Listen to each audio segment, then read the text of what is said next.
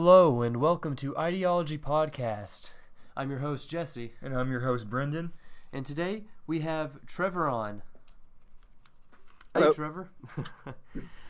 So, how would you describe yourself politically? I'd say I'm a left communist or an anarcho communist. And what is an anarcho communist? Can you give us a brief rundown of what exactly that would be? Yeah, for sure. So an anarcho communist is someone who basically doesn't believe in the government. So we believe in decentralized society. Mhm. So we would basically run it with communes in like local provinces where everybody would democratically decide what to do with like resources and goods. Your corporations, they are democratized, and there's no hierarchy. So there's like no managers or bosses, but there's still like respect. Okay, so you sent us a couple sources to read up on before we started, and we'd like to ask you about the book Mutual Aid and about just can you give us a brief rundown of what exactly that entails? Because to my understanding, it's a kind of a backbone to anarcho communism in some respects. Yeah, Mutual Aid is a great book. Like anyone should like really read it. It's basically so the idea that Darwin's competition is not the only feature to evolution is basically what mutual aid is. That's what the whole book basically explains. And he goes through like so many examples of why. He goes through like animals, and then he goes through pre-human society, goes all the way up to like medieval society. It's pretty great. And basically says it's not the only feature to evolution, like competition. Yeah. Peter Kropotkin says that mutual aid plays just as much of a factor in evolution as competition does, and he says that it may even do it like a little more. Okay. Yeah. We So have. Keep sorry. going. Please keep going. So I just wanted to like go on and say that people like to say that human nature is like greedy, right? So like Peter Kropotkin, sorry, I have a hard time saying his name. That's fine. It's difficult. Is he Russian? Yes. But it basically just shows that like human nature is like working together in like a mutual aid type of ideal. So that way that like, a whole greedy like society is just your social and material conditions. But that's what Marx says. So that's cool.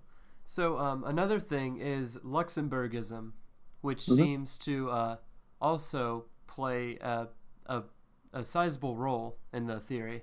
Can you give us another brief rundown of that? Yeah, Rosa Luxemburg, she's a martyr from after World War I. She plays a part in the German Revolution. She's a So martyr. So she was murdered by the German monarchy, I believe, or the Really? yeah. Or I think it was the German Social Democratic Party, not positive. It was either monarchs or the Social Democratic Party, sorry. But basically what happened is she didn't think that capitalism couldn't be reformed through, like reform, like votes. And that's where her party split off with the Social Democrats. So they went off and did their own thing while Germany was going through the revolution. And she was basically killed for it. But in the meantime, she wrote an amazing amount of books. One that criticizes Lenin, one that is Marxism or Leninism, one that talks about the Russian Revolution, and one that talks about Bernstein's reformism in capitalism and how it just doesn't work. So about the book she wrote about Leninism. Yeah. She from a brief cursory glance, I've taken that to mean that she is all about democracy and freedom, and especially direct democracy, and she is very anti-authoritarian. Yes, very much so. Authoritarianism is very much what anarcho-communists are against. Rosa Luxemburg isn't necessarily an anarcho-communist. She just I have like a whole like conglomerate of books of her.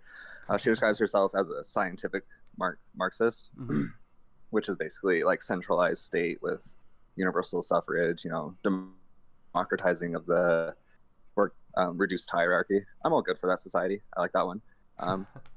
But you know, it has hierarchy, and I'm still a little anti-statist, but with more books, you know, more political ideology grows. So yeah. So what's the problem with hierarchies that in your eyes? Hierarchies create the potential for power, right? This with power, people get greedy, want to go after that like type of power, right? So in a capitalist society, you do that generally for like money, or so that you can influence the society and like some for monetary gain, right? And we're really against that. Okay. So we have a few questions about kind of you as a person, and we'd like to know like where did you grow up? You know, where'd you spend your formative years? I grew up everywhere. My dad is actually in the military. Like Really? he straight up worked for the NSA, and yeah, it's kind of weird. But I was born in Mississippi on a military base, and I kind of moved around everywhere, over to Texas, over to Colorado. But I've spent most of my time in Utah. I live there right now, up in northern Utah. Yeah. Where did you first learn about? Oh, sorry. No, you're good. Where did you first learn about Anarcho Communism? Where were you first exposed to it? I was exposed to it by Peter Kropotkin. His writings, I was just interested in like reading about it, so I was like, cool, I'll get the book. And at the time I was actually a Marxist Leninist, so I was all an authoritarianist, right? Yeah. Which I think is interesting. But like I read that book and I felt like optimistic for society rather than pessimistic, which Really? I think is a huge problem in authoritarianist, and by that I mean Marxist Leninist. I think they're incredibly pessimistic about the way society, like is, right, and their hopeful change. Okay. Were you so you said you were a Marxist Leninist before you became a Anarcho Communist? Yeah. So where'd you learn about that? You know, do you hear about it in school and you're like, that sounds interesting, I'll read up on that? How did it go? Just like outraged at society in general, and I was just like reading up on just getting interested in politics and scientific like politics, and the election pretty much spurred me, probably like every other person in the world now. Well, the 2016 election? Yep. Really? Yeah, and I was all, Bernie Sanders, everybody really was, I think. Quite a few people. And watching the whole like election process, it showed me, I just got like lots and lots of doubts about the whole electoral process, the whole fascist tendency of the United States, and the totalitarian tendency of it. I see like our economic system and our social system that it created, so forth, and I'm just like really disappointed in it. You know what I mean? Like, and nobody really wants to like improve it, right? Everyone just kind of seems to be like shouting about nonsense. Yeah, I think so. I think the 2016 election was kind of like a civil education for a lot of the nation, really. For real. Like, I think everybody was just like, I hate politics. And all of a sudden it was like, wait a minute. Yeah, we should probably get serious about it. This is how our country works. What? Yeah, it's like, what? I don't know that this affects me. Weird. So, have you ever had any like negative experiences with being an anarcho communist? Because I feel like typically, if you were to tell a person off the street that, they might kind of have a negative connotation towards that. Like my social circle, I have a couple of friends. One's a Marxist Leninist. I give him teases about it. And my other friend is an Anarcho Communist. He helped introduce me, I should probably say. And we talk a lot, and we love to like I love to pass along books to them and everything like that. Like I gave Nick Peter Kropotkin's Mutual Aid. For some reason he didn't read it, but whatever. And then I gave. Is that the Marxist Leninist? No, that's he's the anarchist. Kropotkin. Yeah. And then I gave Hunter State and Revolution, which is by Lenin. So that that was just like Marxist Leninism. I love State and Revolution. That is such a good book. I think everybody should read it. His anarchist critique, though, bullshit. Gotta say. Yeah. So you've never had, you know... Oh, sorry. Yeah. My girlfriend's family, my girlfriend's family is quite right. Socially conservative, kind of, or ideologically conservative. Yeah, like I think like her dad's pretty, I think, centrist. I think he's good to have conversations with. I like to poke at him with private property. Yeah. But he's still for it. Bugs me. Her other brother doesn't really seem to be into politics, but he's kind of like, he likes Trump, and then he doesn't really like him very much because I guess he's just like, nah. Yeah. But then she has another brother who's just like straight up racist, pisses me off. He'll straight up like the TV, like the news will say something, and he'll be like, that like N-word. And really? Oh, yeah, boy. It's incredibly just like insulting, and I'm just like, oh my god, please stop. But he's straight up like fascist, I should say. Wow. Like straight up sorry. You're good. And he fascist, like racist, like statist, like he worships the state. It's really kind of gross. But when I tell him that like I'm a part of anti-fash, and I'm an anarchist, right? He's like, what? And he likes to get into like political conversations with me and tell me how like great the outsider, I'm being sarcastic, Trump is. So and I just like give him lots of critiques. I'm just like trying so hard to be like, come to the right side, come to the light, please. And it's just like, I feel like I fail miserably sometimes because he like only watches the news. Bugs me. It's like, get some books. Yeah. You mentioned that your dad actually worked for the NSA. Did he take any of their subvertive policies to heart? You know, was he kind of a overreaching person? Oh yeah, he's very like authoritarian in the family. It's funny. We have like our like differences, you know. Like that's just how it goes. It wasn't as bad as like some of my other friends, but like, you know, it was chill. Like I love my dad, I love my family. Yeah. But like I disagree with them over politics. Obviously, my mom just like listens to my dad, and it's just like meh.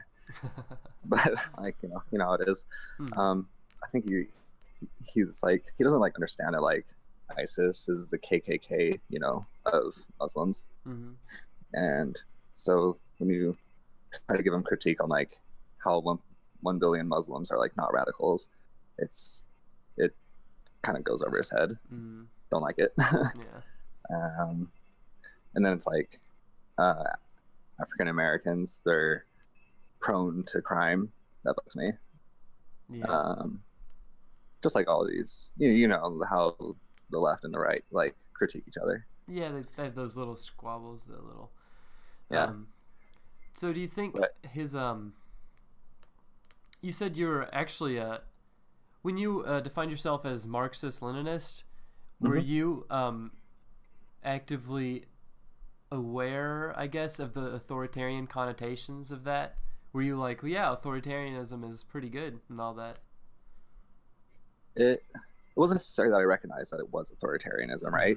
So I recognize that bourgeois rule, so like capitalist democracies, are just as authoritarian as the USSR and Marxist Leninism, and I'll like argue that to like the death. So with that, I thought that a vanguard party to free the proletariat from the bourgeois rule made sense, right? It makes perfect sense, actually. You know, like you read about it. But Rosa Luxembourg, she gives like perfect critique to it, and I'm not gonna like say it perfectly like how she said it, but she basically says that he, by creating incredibly like authoritarian like party, so like the party nucleus is the one that dictates like everything. And with that, the society doesn't do anything like democratically. The society has no spirit inside of like doing anything. Like there's no universal suffrage, and nobody participates necessarily. So without active participation, like people actually it's like when you work on a project, and if you're not a part of it, you don't invest anything into it, you don't really care about it. Is that where you're meaning at? Exactly. So so with that, she says that once the nucleus dies, it's just going to lead off into a more authoritarian society. That's an oligarchy, right? Because the nucleus controls all the corporations. They nationalize them. Yeah. So it just turns into an oligarchy. And we've seen that with the USSR, and we've seen that with the Republic of China. Mm-hmm. Yeah. Not so far in Cuba yet. But yeah. Sorry. So that doesn't foster a proper spirit to bring in communism. Mm-hmm. So it's worthless, right? Mm-hmm. So that's the whole point of anarcho communism and scientific Marxism, is to bring universal suffrage and the spirit of the people into the society so that we can actually implement it into the future, so that when the nucleus, or whenever the intellectuals who are leading the society are dead, the people themselves can do it. Because you're not going to actually implement communism with Marxist Leninism. Yeah. It's just going to lead off into more oligarchy. We had a Stalinist on yesterday, actually. Yeah, and he said that he felt that his ideology was a more realistic form of implementing communism, and he made it sound like other factions were kind of naive. So do you think an anarcho-communist society, do you think you could create one and it would be sustainable? Most definitely, but it also depends on where, Stalinist and Marxist Leninist, they always go, where can you actually sustain the society? It's where what are you talking about? So in the United States, for sure, somewhere in South America, in a third world country, there's no way. Really? Yeah, because you need to be in that? Oh, I'm sorry. Why would you say you can't establish one in a third world country? In a third world country, they're not industrialized. I don't feel in a non-industrialized society, there's not really much of a point to install anarchism, because the life expectancy and the goods that they have, it's not very much. They're very poor, so I don't feel there's much of a point. So that's when I say that Marxist Leninism would actually work for third world societies. It doesn't work to implement communism, but it'll work to industrialize the society and things like that. Yeah. So I don't think it works for industrialized societies like Russia right now, and the United States and most of Europe. I think most of those places are basically ready for anarcho communism. Really? Yeah. You said in small, little groups, communes, you said, right? The classical idea of this kind of, not to be derogatory, but hippie community living out and having a garden, and is that kind of what you're implying? Yeah, so obviously the society would have to be self-sufficient. I view everyone will probably have a little bit of their own little garden or something like that, and then to have the communes set up big farms or something that they help manage with the people. And the factories, how would they play a part? So this will go with democratizing the factory and the corporation, right? So obviously when you decentralize the state, you're going to nationalize technically the corporations, and once you do that, you give them to the people. You have to do that, or else you're just going to install Marxist Leninism, which doesn't work. You have to give it directly to the people and make sure that it's democracy, right? Without any hierarchy. So with that means that there's no managers above you who are really authoritarian and can fire you on the spot, right? What this means is that you're equal technically to that manager, but you recognize that he has like knowledge, right, in that specific sector that is needed. Yeah. So you like respect him, obviously, and he respects you for the work that you do put in, right? That's basically just like how the corporation runs, like, you know, like with respect and dignity, like with each other, like how it should be, instead of just like having CEOs who are like really authoritarian, don't really do anything. And like, I'll straight say that, like every CEO that I've ever met, like daddy has given him his company, and like they don't do nothing, like nothing. But let's see, like with that, I want to say like, so I want to give an example of Detroit. Capitalism, the CEO and your shareholders and board of directors like decide to say move your car company off to Mexico, right? Because you can pay the Mexicans less and get more money out of the products. Yeah. And so, you know, the car industry abandons Detroit, and we see what happens, like unemployment, like tiny houses people are living in. It's crazy. I know that's all right. A tenet of the mutualism idea brought up in what was it called, mutual aid, is that people aren't really, they're not innately greedy or competitive. Is that one of them? But they're more likely to be shaped by their, you know, the socioeconomic system that they grew up in. Yeah. And that's perfect. Yeah. I don't understand how one thing, it's that wouldn't it just amplify, you know, if you lived in a capitalist society, well, probably when you're born, you know, it's evolutionary to be a little bit greedy. It is also evolutionary to have these mutual connections, mutual relationships, but there is that competition thing that is, you know, it still exists. Yeah. Like it plays. That's the thing in mutual aid. It says that it's not like full like mutual aid. It says that it's like half mutual aid and like half competition. Okay. Yeah. So I think that's really reasonable of Kropotkin. Yeah. So with anarcho communism being based so much off mutual respect for each other and not necessarily a hierarchy, what happens when you kind of lose that respect for each other? Does that cause like any issues of you suddenly don't have respect for the man that's knowledgeable about running a factory? Oh, okay. Yeah. So the people like elect the managers in the communes. I don't know if I've said that. And they also can unelect them. So when the people lose faith in a manager's administrative skills or like a scientist, like scientific skills, they can unelect them and elect someone who they think is competent. Okay. All right. How do you think people would be motivated? Because innately there's people that are just going to be lazier than others, and that won't necessarily pull the same amount of weight in the commune. How would you deal with that? I like Marx's idea here.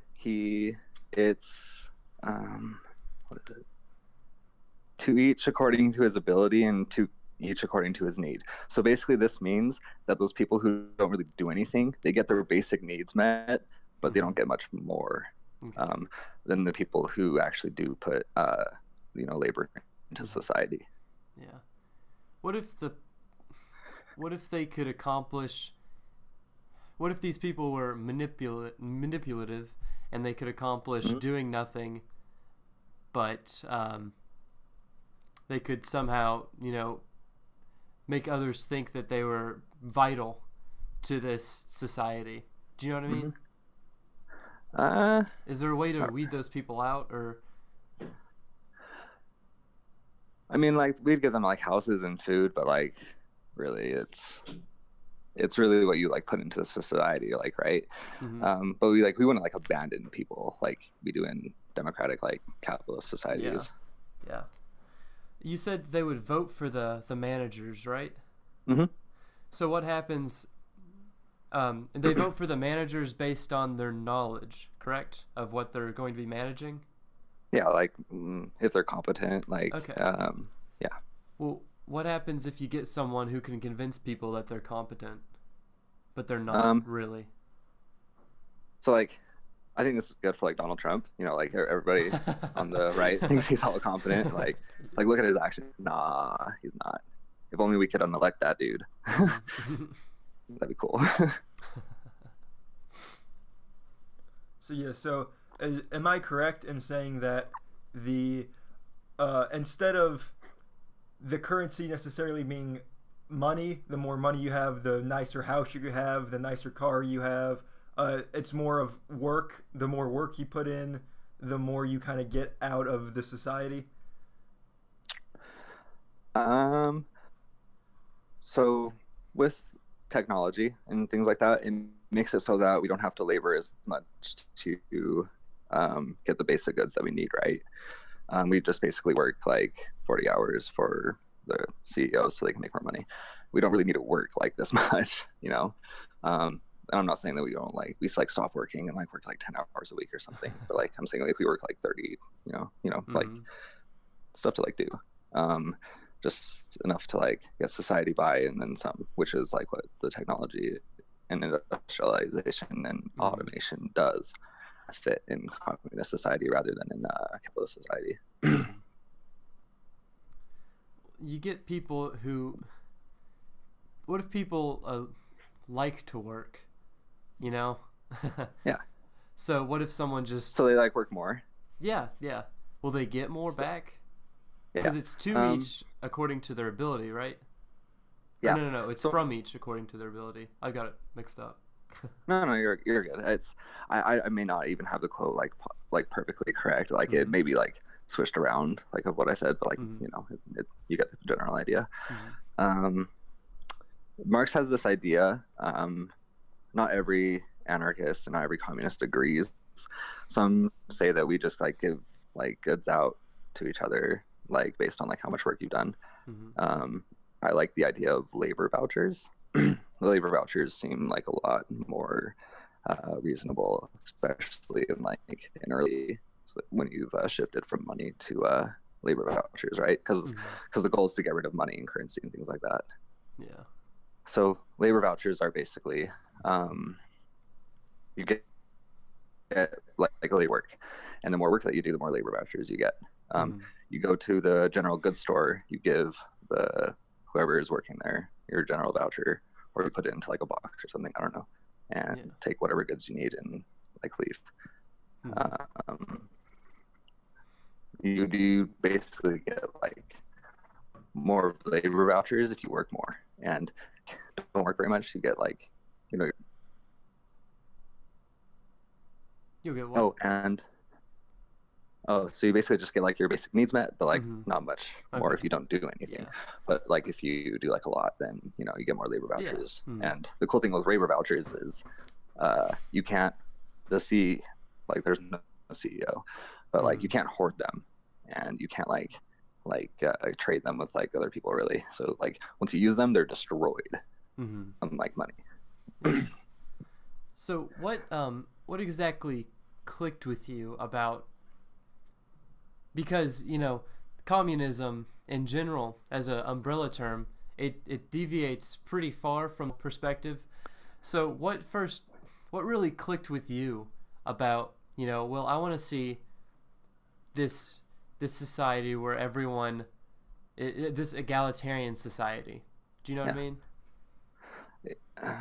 I got really into history, and you see the result of World War II and fascist regimes and how they act systemically towards minorities and things like that, the Fourth Reich, the United States, Britain, and we see that the authoritarianism and the capitalism that's with it, that basically creates it and perpetrates imperialism, has created much more deaths than Marxist Leninism, right?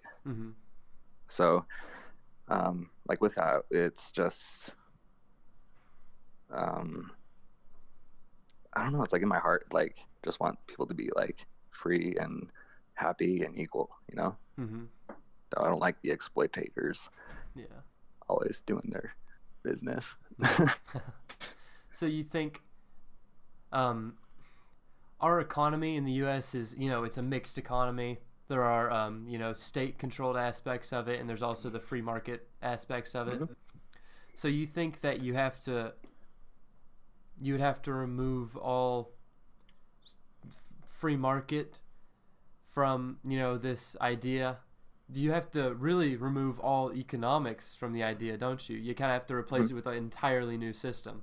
Exactly. Like that's why it's like a straight up social revolution. Like when that's the difference between the revolution, like the American Revolution, and like the revolution that we're talking about. So like the American Revolution was just like a bourgeois conflict between like a bourgeois, right? So bourgeois Americans versus the bourgeoisie in Britain, and it was just basically that. And then the bourgeoisie Americans won, and then we have bourgeoisie America, who is independent from bourgeoisie Britain.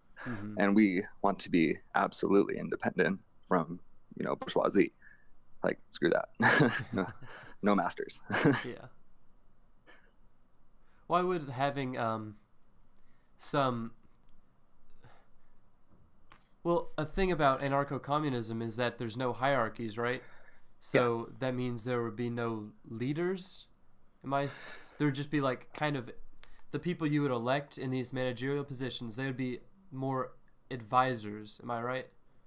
Yeah, they'd be like advisors that like talk to the people that they work with, like give them advice and feedback, in like a respectful way. Well, what's the problem in your eyes of having a leader that you have to obey? What if the people that the person that the advisor is advising, what if they don't want to follow the advice? I read Homage to Catalonia by George Orwell? Yeah, that's exactly right. He's great. I like reading him. He says that this is the Anarcho Communist revolution in Spain during 1936. Yeah. So what happened here is, so like think of the military. There's officers in the Anarcho Communist army, but they're equal towards their soldiers, and the officers can, and the recruits or whatever, they can speak to each other and have disagreements and can compromise with each other, right? And he says it worked out. Obviously, I won't say that's the best way to run an army, but it worked for 3 years, and they did a very successful job of showing like the world that the anarcho like communists can actually work even in 1936. Well, they lost the war though. Well, yeah, they lost the war because of Marxist Leninism and because of fascism. Really? I wouldn't really expect them to win the war, but what it did show us was that we can organize and that we can be sustainable. Yeah. So if in your vision of a anarcho-communist, revolution, would you prefer it to be global? All these first world countries that switch to communes? I theory for this, like I don't think you can just have like a revolution in some random like imperialist society, right? I think you need to have it in the main imperialist society, so America, because without it then America does what America does best, look at Cuba, like I'd say North Korea, but they kind of they kind of get pushy and stuff, so they kind of deserve it. So not like all of it, but do you think communism will ever gain traction in the United States? Because it seems growing up, you're heavily taught that like capitalism is good. It's that it's one of the best forms, kind of the thinking, and then like communism and everything else is kind of bad.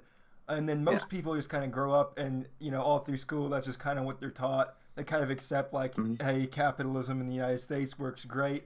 And they don't really question anything else. And then or it's not the idea that it's not perfect, but it's the best you can get. Yeah. And then there's people like yourselves that seem to be a smaller margin, but they question that, and then they go on further to research the different ways of going about that, like communism.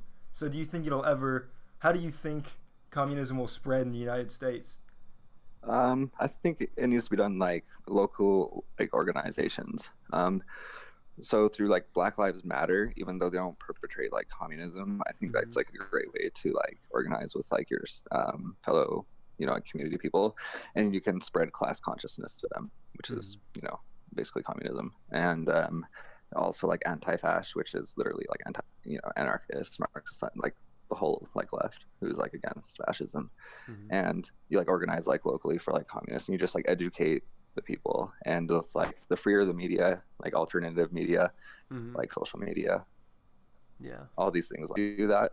But like really, if the people don't want it, like right now, like I don't think there should be a revolution. You can't force people into like communism. That's the difference between Marxist Leninism, USSR, and went about it. that's the difference. So like it's like we think the people need to implement it. We don't think that like we can just look at Donald Trump, and be like, listen, communism's awesome, come here, come collectivize with me. He'll be like, what? But like, like through the years of like propaganda, just like helping the people understand like education and facts, like how the society is run and how we could like improve it, is basically just like how to go really. If it like doesn't work in like the United States, like I guess it just like doesn't work. Yeah. So we're nearing up on our time limit. Do you have any parting words, any a call to action perhaps from anybody? Action. Workers of the world.